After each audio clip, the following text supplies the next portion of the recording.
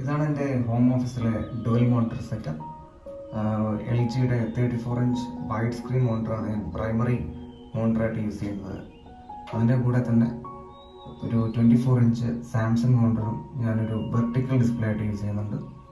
അതിന് പുറമെ മാക്ബുക്കിൻ്റെ സ്ക്രീനും ഒരു ടെർഷറി മോണിറ്ററായിട്ട് യൂസ് ചെയ്യാറാണ്.